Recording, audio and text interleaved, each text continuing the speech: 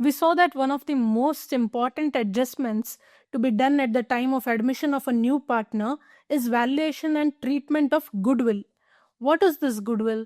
How is it valued? And what are the accounting treatments involved? Let us see in detail and learn more. When a business establishes over a period of time, it develops its own reputation. Due to this reputation, the business can expect to earn profits up and above the normal profits, as opposed to what a newly established business may expect to earn. This reputation is an intangible asset. It cannot be seen or felt, but it showcases its ability to earn profits up and above the normal profits to the firm. The value of such reputation in monetary terms is called goodwill. So, goodwill is the value of the reputation of a business in monetary terms. Goodwill is influenced by many factors. Let us see some of the important factors that affect the goodwill. Firstly, the nature of the business. A firm that produces high value added products or has a stable demand or favorable competition or has less risk involved in its operations when compared to other businesses or even when compared to its competitors, then such firm is able to earn more profits and therefore has more goodwill. Secondly, the location of the business. If a firm is centrally located or located in a very prominent place or is at a place having heavy customer traffic, the goodwill tends to be high. Also, if the firm is located closer to its customer base, like say having a AC showroom in a hot city vis-a-vis having the same in a cold city.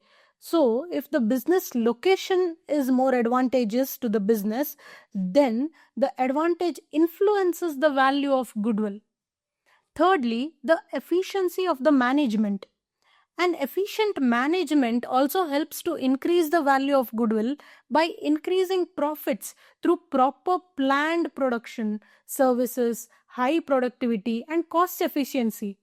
Even though a business may or may not enjoy any special privileges, still, if the management is good, then the business can thrive. So, having an efficient management is a huge advantage to any business. Fourth, the market conditions within which the business operates. A monopoly condition where a business is the only one providing a product or a service, or say limited competition, enables the business concerned to earn high profits, which leads to a higher value of goodwill. And fifth, any other special advantages that a business may enjoy. The firm that enjoys special advantages like import licenses, low rate assured electricity supply, long term controls for supply of materials, patents, trademarks, manufacturing secrets, favorable tax policies, good labor relations, etc., enjoy a higher value of goodwill. When a firm undergoes a reconstitution, the existing partners surrender a portion of their share in the profits in favor of the new partner. In such a case, the partners should be compensated for putting in their efforts to build the repute of the business and thereby enabling the business to earn profits up and above the normal profits. Such compensation that is to be paid to the existing partners is not only for the actual value of sacrifice but also includes the intangible aspect behind the same, which is nothing but goodwill. So, the calculation of goodwill becomes of utmost importance.